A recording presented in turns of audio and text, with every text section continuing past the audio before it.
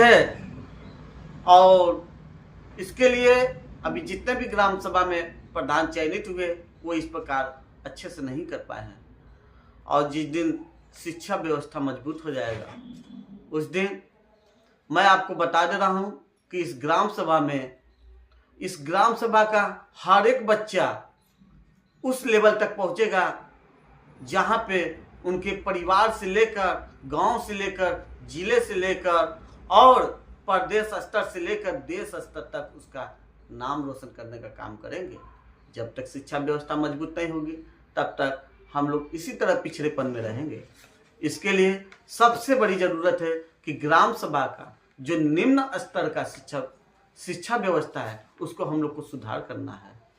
और युवा साथियों से मैं खासकर कहता हूँ कि आप लोगों के लिए खेल कूद के लिए, जो खेल कूद होता है, जब बच्चा बड़ा होता है तो उसको खेलना जरूरी होता है। और खेल के लिए हमारे ग्राम सभा में गवर्नमेंट द्वारा 3-3 भूमियाँ अर्जित की गई है, लेकिन आज भी हमारे युवा साथी उनके चक में खेलते हैं और उनको हटा दिया जाता है। सही तरीके से उनको जो खेल कूद का है वो अपने अस्थायी खेल की भूमि पर खेल कूद नहीं कर पाते हैं, जिससे युवा साथी आगे नहीं जा पाते हैं। अभी तमाम प्रकार के युवा साथी कोई कबड्डी प्रतियोगिता में लगे हैं तो कोई खो खो, कोई क्रिकेट जैसे महान खेल भावनाओं से जुड़े हैं।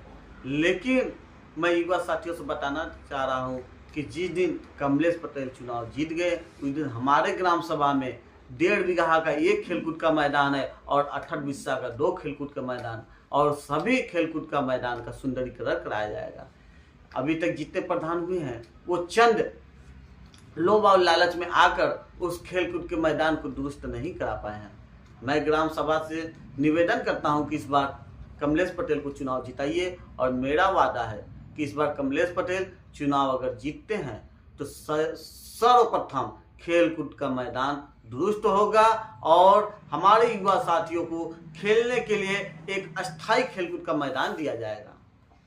और साथियों, मैं आपसे बताना चाहता हूं कि हमारे यहाँ खासकर महिला जो हैं उनके लिए रोजगार और उनका स्वास्थ्य और उनकी सारी समस्याएं एक प्रधान जिनका दायित्व होता है सुनना, लेकिन वो समय पे सुन नहीं पाते हैं, उनका निवारण करने का कार्य कमलेश पटेल जी करेंगे। और जितने भी हमारे बुजुर्ग 60 साल